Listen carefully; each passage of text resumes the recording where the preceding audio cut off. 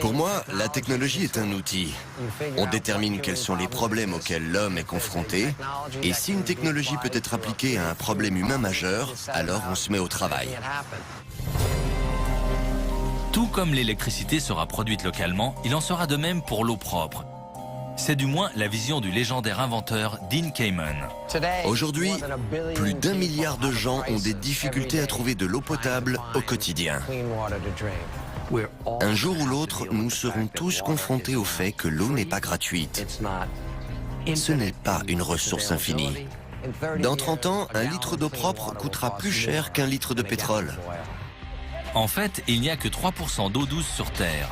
Dans le monde de demain, il se pourrait bien que ce soit l'eau et non le pétrole qui provoque des guerres entre nations. À moins bien sûr que quelqu'un soit assez intelligent pour transformer une eau polluée en eau pure. Notre but était de créer une petite machine portable que l'on pourrait placer n'importe où et qui pourrait donner de l'eau propre et potable à partir de n'importe quelle source.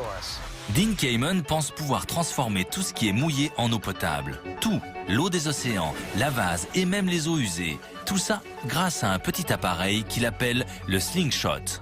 Une simple boîte avec 2 tuyaux. L'un aspire tout ce qui est mouillé et l'autre rejette une eau potable, pure et saine. Je verse l'eau dans le slingshot. Elle va bouillir encore plus fort que sur le poêle. Elle bout tellement que tout va se transformer en vapeur. En recondensant cette vapeur, on obtient une eau distillée pure, quel que soit le niveau de pollution de la source. Si l'eau de départ contient des traces de métaux ou d'autres toxines inorganiques, ces dernières ne s'évaporent pas.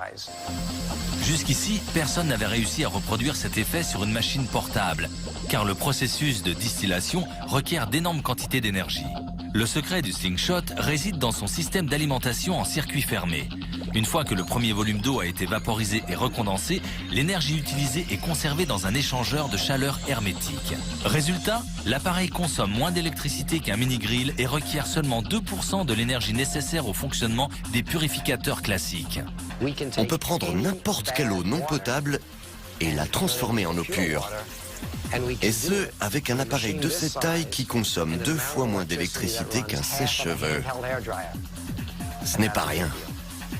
De plus, le coût de production est inférieur à 2000 $ par appareil.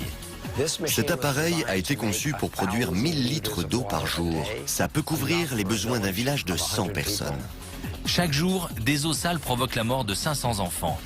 D'après Dean Kamen, ce chiffre sera bientôt de l'histoire ancienne. Avec un peu de chance, dans 30 ans, le monde disposera de moyens plus raisonnables et plus sûrs pour subvenir aux besoins essentiels en eau et en électricité de toute la population.